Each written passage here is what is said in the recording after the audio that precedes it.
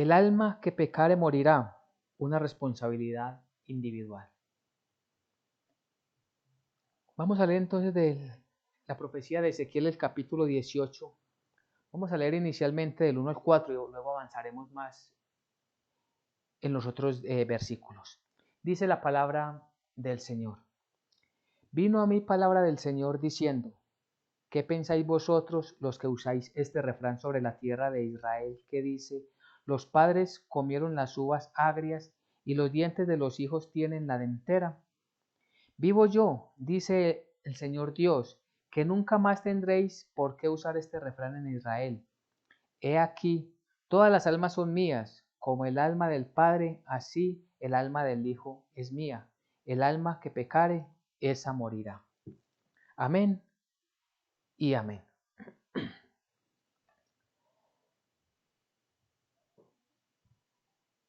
Tenemos como contexto del profeta Ezequiel que él escribe estando ya dentro del cautiverio.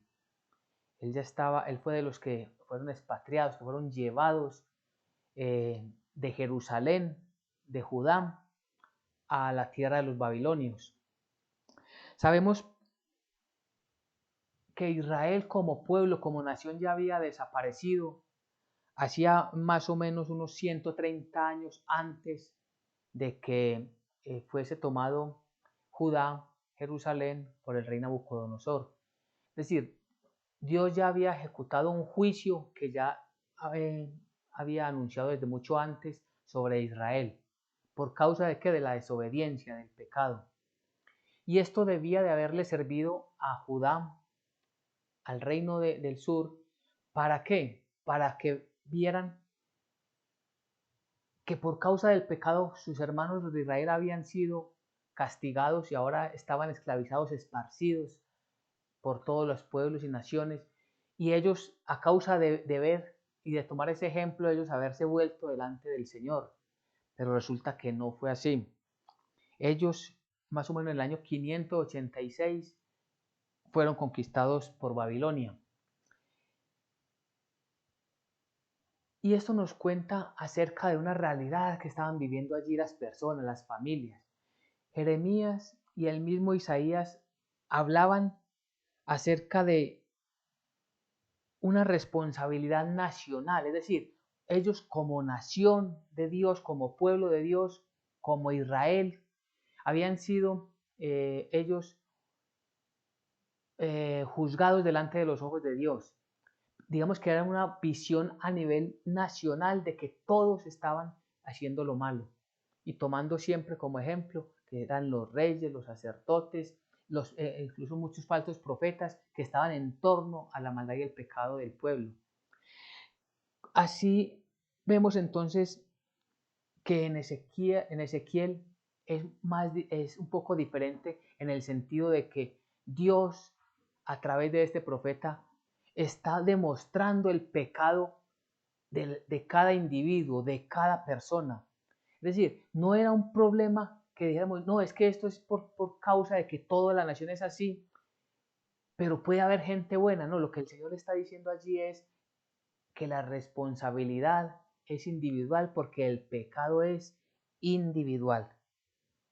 Entonces, Ezequiel enseña a través de todo su libro escrito y muy particularmente en este versículo 18, la responsabilidad de cada uno. ¿Y por qué vemos esto?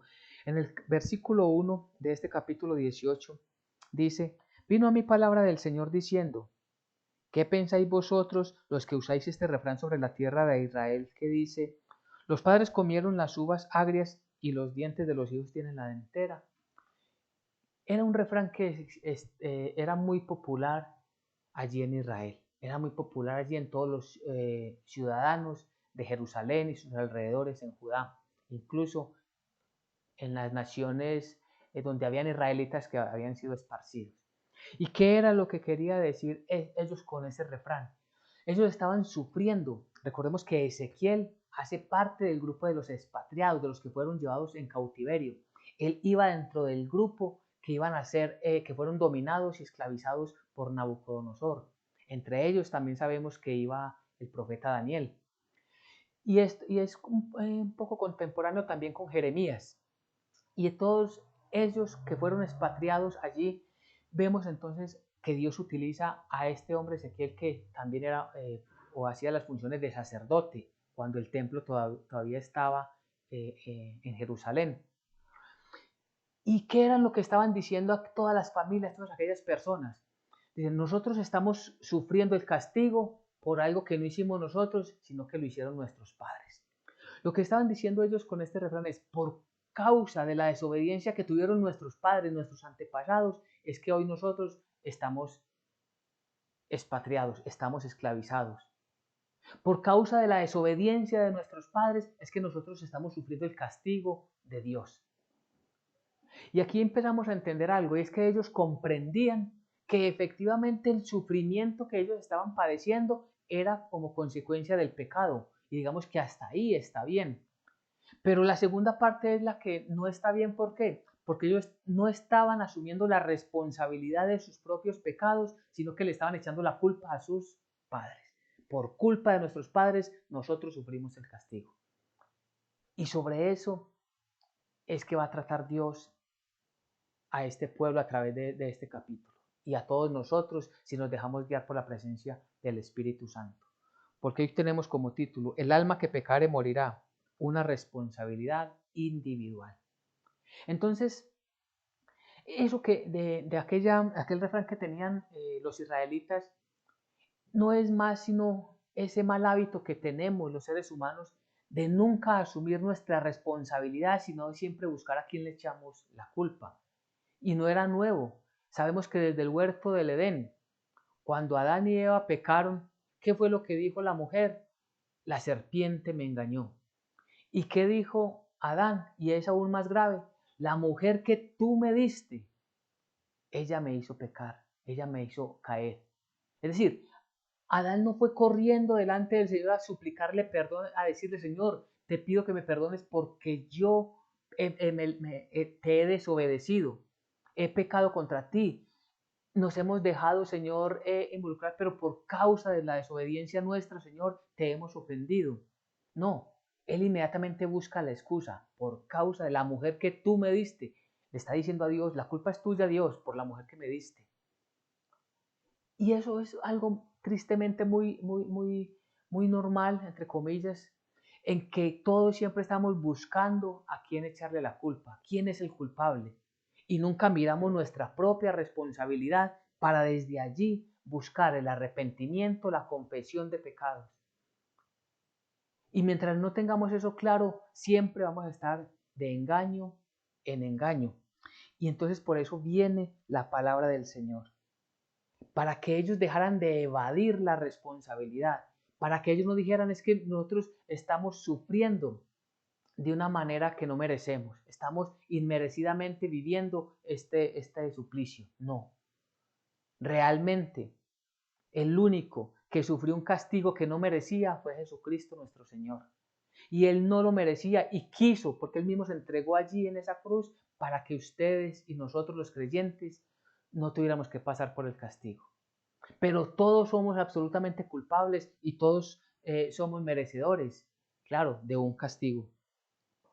Entonces, dice el versículo 3, y es donde viene la palabra del Señor directamente para aclarar la situación. Vivo yo, dice el Señor Dios, que nunca más tendréis por qué usar este refrán en Israel. O sea, de una vez Dios les está diciendo, ya no tienen por qué ustedes seguir con esa excusa. Ya no hay argumentos para que se sigan manteniendo en que no es culpa de ustedes, sino de sus antepasados. Versículo 4. He aquí, todas las almas son mías, como el alma del Padre, así el alma del Hijo es mía. El alma que pecare, esa morirá. Entonces viene esa aclaración directamente de Dios. Viene el Señor para poner, como decimos folclóricamente o popularmente, los puntos sobre las IES, para poner todo en orden, para que ya no haya más excusas.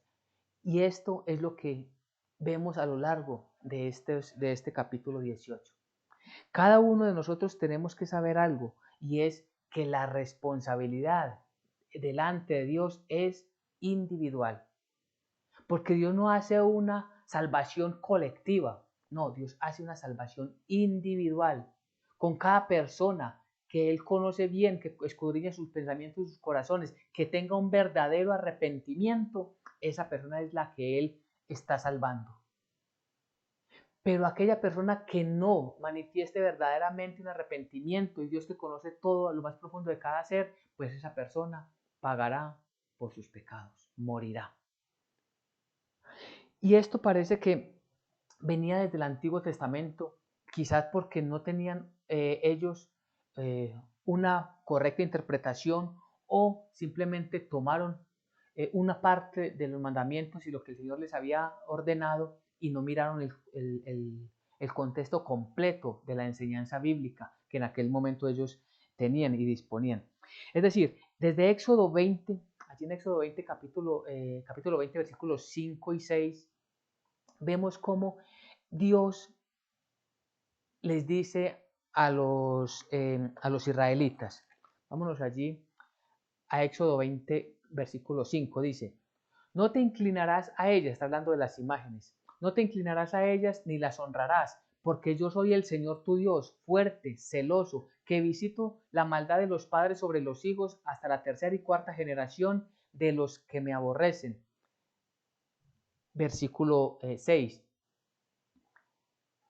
Y hago misericordia a millares, a los que me aman y guardan mis mandamientos. Entonces vemos acá lo que el Señor nos está diciendo a Israel allí en Éxodo 20. ¿Qué es lo que está diciendo? Porque este versículo se ha utilizado y por eso era necesario que fuéramos el día de hoy a leerlo y a estudiarlo. ¿Por qué? Porque de pronto hemos hablado mucho de las maldiciones generacionales. Entonces se malinterpreta y se dice que cuando el padre peca, entonces viene una maldición sobre él, pero no solamente sobre él, sino también sobre sus hijos, y no solo sobre sus hijos, sino sobre sus nietos, y aún hasta la cuarta generación. Pero esto no es lo que enseña la Biblia, porque recordemos que siempre la Biblia la tenemos que mirar como un todo. Cuando tomamos un solo versículo de la Biblia y de ahí buscamos la enseñanza, podemos caer en muchos errores.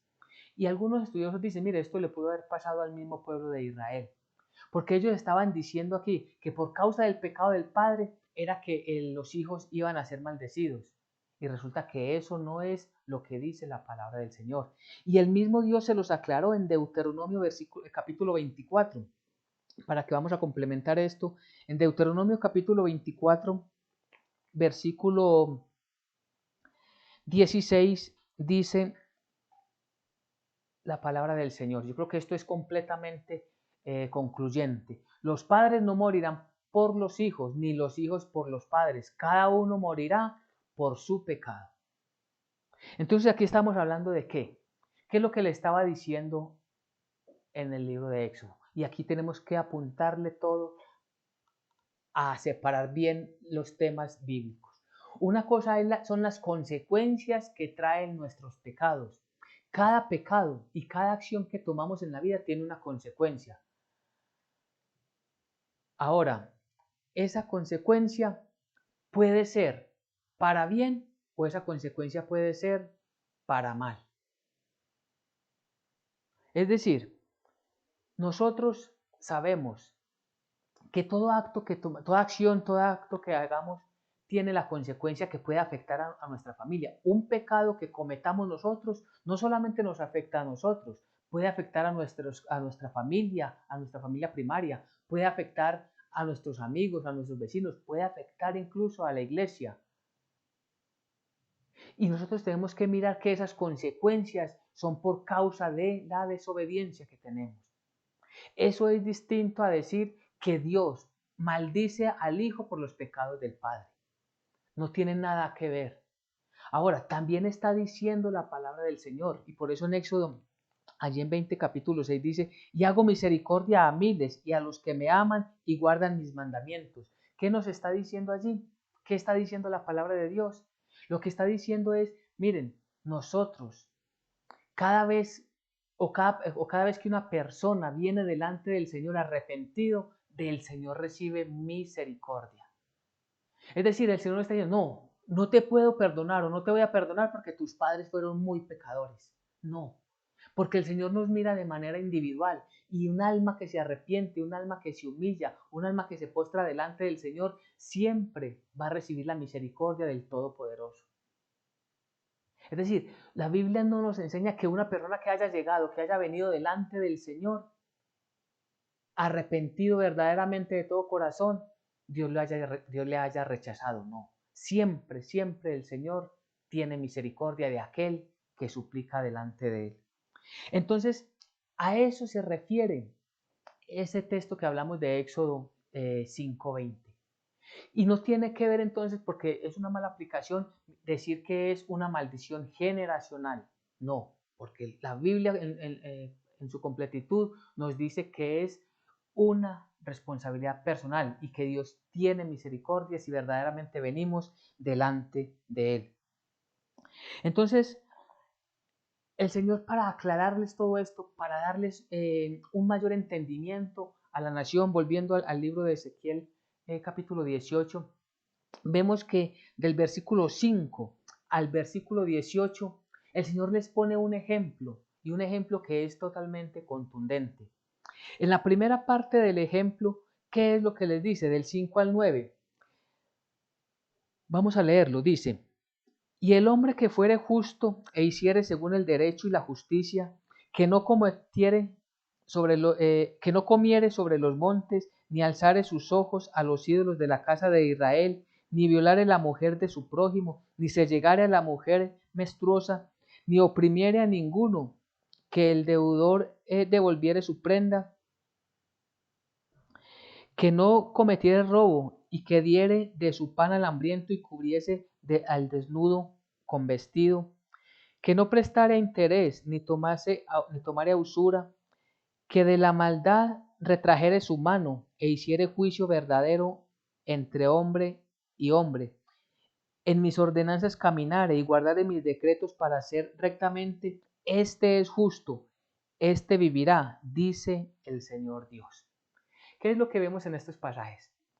Vemos el ejemplo de una familia.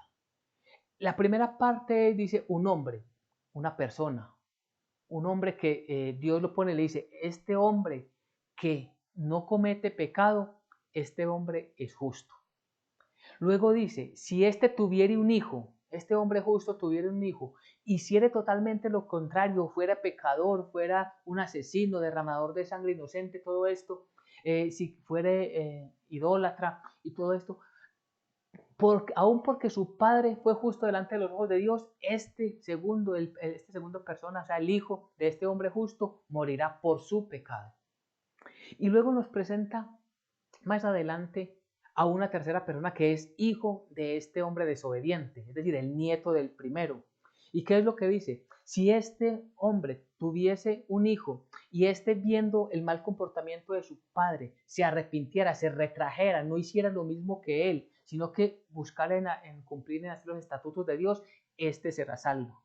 Miremos que es la misma línea de enseñanza. ¿Cuál es esa línea de enseñanza? Que cada uno es responsable de sus hechos, que cada uno es responsable de sus actos. Entonces vemos en la primera parte que leímos del versículo 5 al versículo 9, ¿qué es lo que encontramos allí? Primero, un hombre justo. Ahora, esto tenemos que aclararlo, sabemos por la misma palabra de Dios que la salvación no es por obras. Entonces, porque si también cogemos este pasaje y decimos, mira, aquí lo que está diciendo es que el que haga las cosas buenas, que el que haga las cosas bien, será salvo, porque ahí dice en el pasaje. Pero recordemos que la Biblia también nos dice que no hay ni uno justo, ninguno que busque verdaderamente a Dios. Aquí lo que nos está hablando el pasaje es que una persona que sea justa es porque ha sido justificada por Dios, y sabemos que la justificación es la que Dios nos da por medio de la fe en Jesucristo, porque Él nos justifica a través de nosotros creer plenamente en la obra de Jesucristo. Es una acción soberana de Dios por medio de la cual declara justo a todo pecador arrepentido que venga delante de Él a través de la fe en Jesucristo. Ya lo hemos visto en otras reuniones. Entonces, lo que está diciendo aquí es, y nos enseña también la Biblia en otros apartes, en otros pasajes, dice, La persona que ha sido justificada, esta persona se caracteriza por obrar de esta manera. No está diciendo que no peque, no, se caracteriza por esforzarse en obedecer la palabra de Dios. Esta persona que Dios ha declarado justa es una persona que ha nacido de nuevo, es decir, ahora lucha contra sus propias emociones, contra sus propios caprichos, contra sus propios deseos y busca solo obedecer la palabra de Dios. Ese es el justo. Por eso el énfasis, y lo hace claramente en el versículo 9, vamos allí por favor. En mis ordenanzas caminaré y guardaré mis decretos para hacer rectamente. Este es justo. O sea, está diciendo, las características de un justo es el que está haciendo y el que está obrando de esta manera. Y eso no lo podemos nunca perder de vista. Repito, si no lo miramos como el pasaje nos enseña, podemos nosotros tranquilamente decir la salvación es por obras. Entonces estaríamos contradiciendo la palabra de Dios. Cuando encontremos en la Biblia dos pasajes donde aparentemente hay una contradicción o uno niega lo que el otro pasaje dice, inmediatamente la conclusión a la que tenemos que llegar es que nosotros estamos haciendo una mala interpretación. Y por consiguiente debemos devolvernos y profundizar mucho más en las escrituras a ver cuál es la enseñanza conforme al contexto que nos quiere decir cada uno de los pasajes. Pero la Biblia es inerrante, es decir, la Biblia no tiene errores. Como nosotros somos los que tenemos los errores y nosotros somos los de la naturaleza caída y los que nos equivocamos, tenemos que orar y suplicarle al Espíritu Santo para que nos ilumine, para comprender más y más aquellos pasajes en los cuales vemos alguna dificultad. Pero ese versículo 9 dice claramente, este es justo, este vivirá, dice el Señor Dios. Es decir, ¿quién es la persona justa? La persona que Dios ha justificado y que ha nacido de nuevo, es decir, se esfuerza en hacer el bien. Pero entonces viene la segunda parte de este ejemplo que el Señor les pone y lo vemos del 10 al 13. Y miremos que este hombre justo tiene un hijo y miremos lo que pasa con él. Versículo 10. Mas si engendrase hijo ladrón, derramador de sangre, o que haga alguna cosa de estas, y que no haga las otras, sino que comiere sobre los montes, o violare a la mujer de su prójimo, al pobre y al menesteroso oprimiere, cometiere robos, no devolviere la prenda, o alzase sus ojos a los ídolos e hiciere abominación, prestare a interés y tomare usura, ¿vivirá éste? No vivirá. Todas estas abominaciones hizo, de cierto morirá, su sangre será sobre él. Entonces vemos algo que es muy importante. El Padre hizo lo recto delante de los ojos de Dios. Es decir, Él se humilló delante del Señor en nuestra vida, lo podemos expresar de esta manera, si en nuestro caso nos presentamos nosotros delante del Señor humillados y arrepentidos, confesando nuestros pecados y buscando siempre la salvación que es únicamente a través de Jesucristo. Cuando esto sucede, entonces Dios derrama su gracia y su misericordia sobre nosotros y nos justifica. Justificados pues por la fe en Jesucristo. Nosotros somos justificados por la fe. Entonces, hasta ahí está lo que Dios habla de ese primer hombre, pero dice, de la descendencia de él puede haber un hijo que haga lo malo. Y en esto tenemos nosotros que ser claros.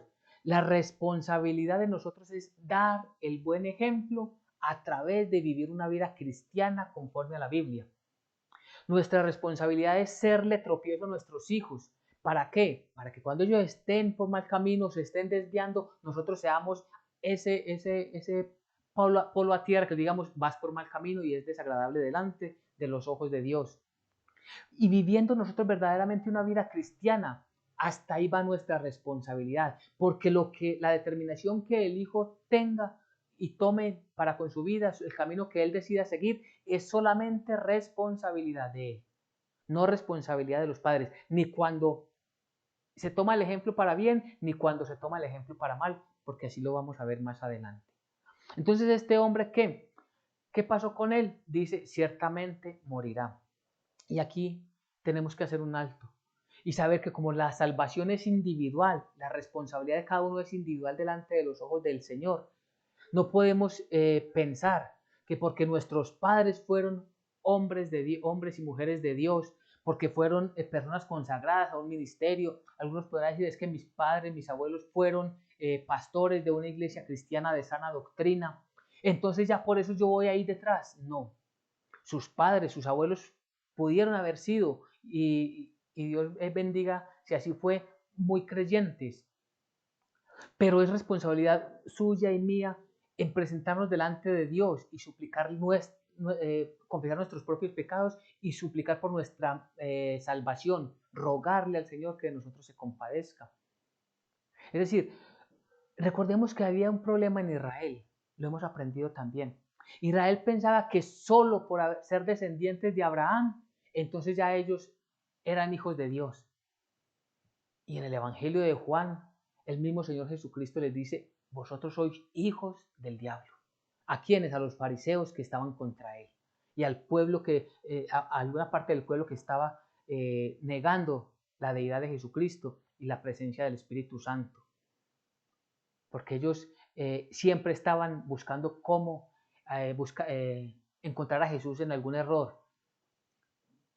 Y en aquella discusión que tienen con Jesús, Él les dice, vosotros sois hijos del diablo. Y ellos pensaban que por ser israelitas ya eran automáticamente herederos del reino de los cielos.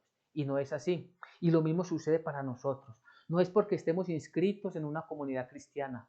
No es porque ni siquiera porque participemos cada 8 días o cada vez que haya congregación y estemos allí, porque Dios conoce lo más profundo de nuestros corazones. Y no es que vamos a pasar arrastrados de la mano de otro, porque mi padre, mis amigos, mis hermanos son cristianos, yo voy ahí para que Él me recomiende. No, recordemos que es totalmente distinto a lo del mundo natural.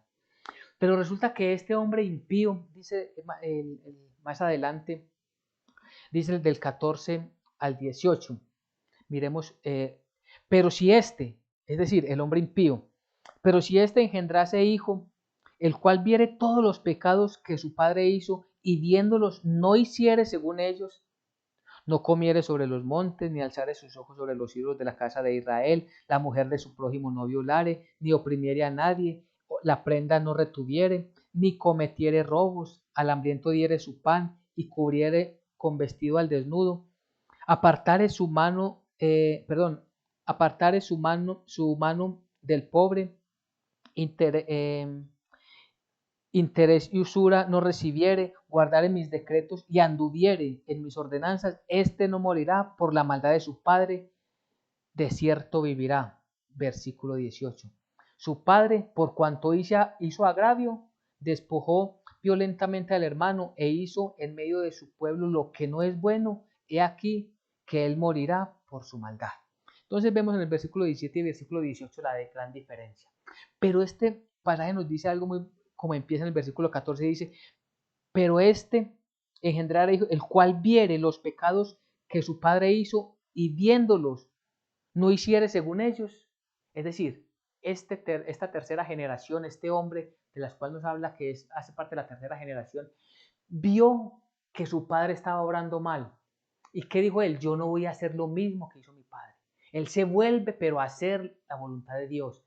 Él busca la presencia de Dios y busca cómo obedecer al Señor. Entonces vemos que la claridad que el Señor está dando es contundente. No porque el Padre haga lo bueno, el Hijo necesariamente lo va a hacer. Si el Hijo hace lo malo, no por eso su sucesor va a hacer lo que el Padre hizo malo, no. Cada uno toma sus propias decisiones y sobre nuestras propias decisiones cada uno responderemos a Dios. Y en esto es importante porque muchas personas, por causa del no conocimiento del Dios único y verdadero, se excusan para pecar. Y entonces dicen, mi papá, mi mamá no me puede decir nada porque él ha sido peor. De pronto hemos escuchado eso y no sé si lo hemos dicho. Si lo hemos dicho, es el momento de arrepentirnos, de pedirle perdón a Dios, incluso pedirle perdón a nuestros padres si lo hemos dicho. Pero no puede ser excusa que por causa de que mis padres fueron pecadores, hicieron lo malo, entonces yo tengo una libertad, porque ellos no tienen una autoridad moral para corregirme. Es decir, el padre que dio mal ejemplo en vicios, por ejemplo, ¿con qué autoridad va a llegar a decirle al hijo, mire, no lo hagas? Pues eso no es excusa delante de los ojos de Dios, porque el joven, el hijo, conforme a este pasaje, tiene total autonomía y determinación para decir, yo no voy a hacer lo malo que hizo mis padres. Yo voy a retomar el camino que Dios ha trazado para que delante de Él estemos aprobados. Y en eso hace un énfasis fuerte la palabra del Señor. Allí vemos entonces que esa responsabilidad de la cual nos habla el Señor sigue siendo individual y será por siempre individual. Entonces no existen aquellas cosas que llamamos maldiciones generacionales. Es decir, Dios no maldice a un hijo porque su padre fue pecador, ni Dios bendice a un hijo porque su padre fue recto delante de sus ojos. No, es algo individual delante de Él. Claro, recordemos las consecuencias. Si el padre está obrando bien, si está trabajando delante de los ojos para bien con su familia, claro, estos hijos van a tener mucha más oportunidad. ¿De qué? De comprender la palabra de Dios, de acercarse a la Biblia, de buscar la santidad delante de los ojos de Dios, apartándose del mal, pero como siempre debe ser reconociendo su propio pecado. Y todo esto lo va concluyendo en versículos 19 y 20, miremos cómo dice. Y si dijeres, ¿por qué el Hijo no llevará el pecado de su Padre? Es la respuesta, porque el Hijo hizo según el derecho y la justicia, y guardó todos mis estatutos y los cumplió, de cierto vivirá. Versículo 20, el alma que pecare, esa morirá. El Hijo no llevará el pecado del Padre, ni el Padre llevará el pecado del Hijo. La justicia del justo será sobre él y la impiedad del impío será sobre él. Yo creo que es muy claro, porque los mismos israelitas preguntan, ¿y por qué? ¿Por qué el Hijo no va a llevar el pecado del Padre? O sea, ellos lo tenían algo como cierto y al principio por el refrán estaban como protestando, nosotros por qué estamos siendo castigados si los del error fueron nuestros padres. Aquí se están ellos mismos contradiciendo, venga, ¿por qué los hijos no van a llevar el castigo por causa del pecado de sus padres? Y Dios les dice, no, el que cometió el pecado, ese será castigado, aquel que obre justamente, ese será bendecido o perdonado delante del Señor. Toda esta enseñanza, todo esto nos lleva para qué? Para que comprendamos el carácter de Dios, el carácter divino. Y es más, aquí del versículo 21 en adelante, el Señor nos muestra y nos enseña algo que hemos hecho énfasis muchas veces, y es que la salvación no es por obras, sino que es algo gratuito, es la salvación que Dios nos da a través de la justificación por la fe en Jesucristo. Es decir, Dios nos declara sin pecado por nosotros creer en Jesucristo. Delante de Él, si somos verdaderamente creyentes, no tenemos pecado. Delante del Señor Dios Todopoderoso, no tenemos pecado porque todos quedaron en la cruenta cruz. Y entonces el Señor sigue hablándoles y les enseña, les dice, mire, cuando una persona, un impío, se arrepiente, éste no morirá. Dice el versículo 21, más el impío, si se apartare de todos sus pecados que hizo y guardare todos mis estatutos e hiciere según el derecho y la justicia, de cierto vivirá, no morirá. Todas las transgresiones que cometió no le serán recordadas. En su justicia que hizo vivirá. ¿Cómo que en su justicia que hizo vivirá? Claro, porque Él es justificado por creer en el perdón, por creer en el Dios Todopoderoso que es el Redentor mismo de nosotros. Nosotros tenemos, gracias a Dios, la comprensión de que la salvación es a través de Jesucristo, el Hijo Santo del Dios. No se les serán recordados sus pecados, no les será recordada toda su iniquidad. ¿Y qué es esto sino un llamado al arrepentimiento, como vamos a ver al final de este pasaje? ¿Qué es lo que nos está diciendo el Señor? Que todos hemos sido pecadores, pero que la diferencia está en el que se arrepiente verdaderamente y el que no se arrepiente. Ahí está la diferencia. Y por eso hace un énfasis, si se apartare de todos sus pecados que hizo, es decir, es un cambio de vida completamente, es una vuelta de 180 grados. si estaba por el camino de la maldad, de la oscuridad, de la mentira, de los robos, de la blasfemia, de los adulterios, de la fornicación, del chantaje, de todo aquello que es pecaminoso, pues da una vuelta y ahora busca y se esfuerza en vivir de acuerdo a la manera de Dios. No sin antes, porque el primer paso, y hay que hacer un énfasis fuerte, el primer paso es arrepentimiento y confesión de pecados. Siempre orando al Padre en el nombre de Jesús, comprendiendo por qué Jesucristo tenía que ir a la cruz del Calvario. Y miremos lo que pasa al contrario. Mas si el justo versículo 24, mas si el justo se apartare de su justicia y cometiere maldad e hiciere conforme a todas las abominaciones que el impío hizo, vivirá él. Ninguna de sus justicias que hizo le serán tenidas en cuenta. Por su rebelión con que prevaricó y por el pecado que cometió, por ello morirá. Y aquí es donde viene un error que hay en la sociedad. Primero, aquello de que el que reza y peca empata, eso es una abominación. Eso no viene de Dios, eso viene del diablo. Segundo, aquí vemos que no es una salvación por obras. Es decir, Señor, es que mire que yo hice muchas cosas buenas, Señor, y me equivoqué al final, me equivoqué en una, pero ¿cómo me vas a castigar, Señor, por eso eternamente? No, porque la palabra de Dios dice que aquel que diga que va a cumplir la ley, la tiene que cumplir completamente. Si falla en uno solo, es reo de muerte. Y sabemos nosotros entonces que una persona que se comporta de esta manera es de aquellos de los que nos habla el Nuevo Testamento que son apóstatas, que aparentaban ser cristianos pero que nunca lo fueron, que hacían muchas obras externas donde se ponían la etiqueta de que eran muy buenos creyentes, pero nunca tuvieron ese cambio real de vida. Nunca su motivación fue adorar y exaltar al Dios Todopoderoso, viviendo, haciendo buenas obras en gratitud a Dios por la salvación. De esto es que habla el apóstol Juan en una de sus cartas. Dice, estaban entre nosotros, pero no eran de nosotros. Es decir, se camuflan, se meten en las iglesias, en las congregaciones cristianas, pero al final sus propias obras demuestran que nunca fueron salvos. Y por eso dice, ¿por qué va a morir? Por su pecado, por su maldad. No podrá presentar jamás un escrito donde estén sus buenas obras, aparentemente sus buenas obras, porque serán rechazadas completamente delante de los ojos de Dios. Y entonces Israel pensaba, y lo podemos pensar muchos de nosotros, y tenemos que tener cuidado, no podemos pensar de esta manera, dice el versículo 29. Si aún dijere la casa de Israel, no es recto el camino del Señor, no son rectos mis caminos, casa de Israel, ciertamente vuestros caminos no son rectos.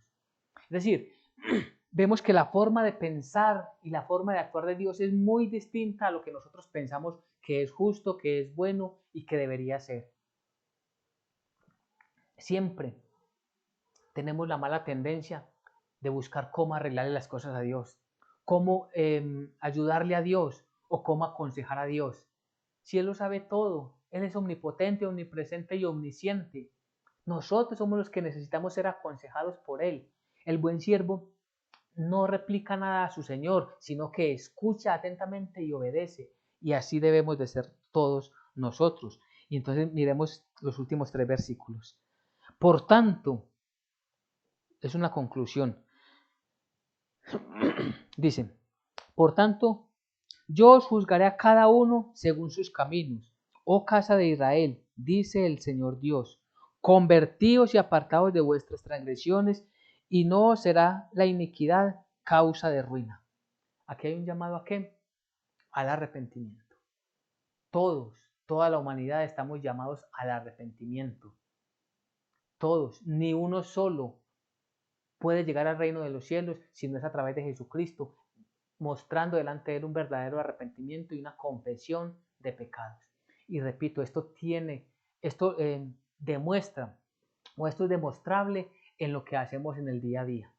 Porque peor aún, si decimos en la reunión, en la congregación que somos cristianos y en el día a día ni siquiera nos esforzamos en obedecer a Dios. Es decir, tenemos dos estilos de vida muy diferentes. Si eso está sucediendo, es muy posible que no sea un verdadero creyente, porque el verdadero creyente se esfuerza y busca siempre tener esa nueva vida delante del Señor, ser siempre aprobado en todos sus actos. Por tanto, yo juzgaré a cada uno según sus caminos, oh casa de Israel. Versículo 31. Echad de vosotros todas vuestras transgresiones con que habéis pecado, y haceos un corazón nuevo y un espíritu nuevo. ¿Por qué moriréis, casa de Israel? Y uno podría preguntarse, ¿y cómo me hago un espíritu nuevo? ¿Cómo me hago de un corazón nuevo? Sabemos que esto es obra de Dios a través de ese nuevo nacimiento. Recordemos del nuevo nacimiento del que nuestro Señor Jesucristo hablaba con Nicodemo, en el capítulo 2 de Juan. Y Nicodemo le decía, Señor, ¿y cómo van a nacer de nuevo? ¿Cómo va a ser posible que yo vuelva a entrar al vientre de mi madre? De ese nuevo nacimiento está hablando el Señor. Es de esa nueva regeneración, ese cambio de vida que es evidente. Ya no somos arrastrados a hacer lo que nuestra naturaleza pecaminosa desea, sino que somos llevados por el Espíritu a hacer las cosas que a Dios le agrada. Ahí podemos constatar cada uno de nosotros si tenemos un corazón nuevo y un espíritu nuevo. Si no es así, debemos orarle al Señor y decirle, Señor, por favor te suplico que me ayudes para cambiar mi vida delante de tus ojos. Dame un corazón nuevo y un espíritu nuevo. Haz que yo renazca a través de la fe en Jesucristo. Y termina el versículo 32 diciendo, porque no quiero la muerte del que muere, dice el Señor Dios. Convertíos pues y viviréis. Es decir, este ofrecimiento de salvación es para toda la humanidad. Unos la aceptarán, otros no la aceptarán. Unos sí la aceptamos ya, otros quizás nunca la acepten. Solo Dios lo sabe y no entramos nosotros a juzgar. Pero lo que sí sabemos es que el llamado al arrepentimiento es para todo Israel, para todo Judá, para todas las naciones gentiles, para todas las familias de la tierra, para cada persona. El llamado es al arrepentimiento. Entonces, para que vamos cerrando y vamos concluyendo, ¿qué nos dice hoy la palabra de Dios? Primero, que la responsabilidad es individual. Las decisiones que tomemos son responsabilidad de cada uno de nosotros, sea para hacer el bien conforme a la voluntad de Dios o para hacer el mal obedeciendo al maligno. Pero sobre cada una de ellas, primero tendremos consecuencias que las vamos a vivir en esta vida, para bien o para mal vamos a vivir consecuencias, pero aún lo principal, eso va a determinar nuestra vida eterna, dónde vamos a pasar la vida eterna.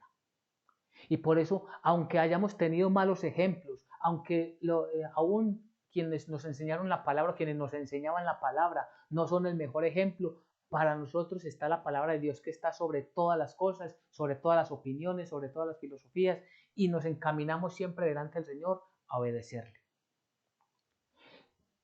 Tercero, nosotros estamos cada uno en la obligación delante de los ojos de Dios a dar el mejor ejemplo. A dar el mejor ejemplo para que nuestras vidas, nuestros hijos vean que la estamos llevando bíblicamente, enseñarles lo que dice la palabra de Dios y serles de tropiezo cuando están en pecado. Eso lo tenemos nosotros como responsabilidad, pero también debe quedar claro en cada uno de nosotros que la decisión que tomen ellos para vida o para muerte no depende de nosotros ni somos responsables de ellos. Ellos responderán individualmente delante del Señor como lo haremos nosotros individualmente delante del Señor. Así que vamos a orarle al Señor y a darle gracias por esta palabra que nos ha enseñado y que lleva como título, el alma que pecare morirá, una responsabilidad individual. Amén y amén.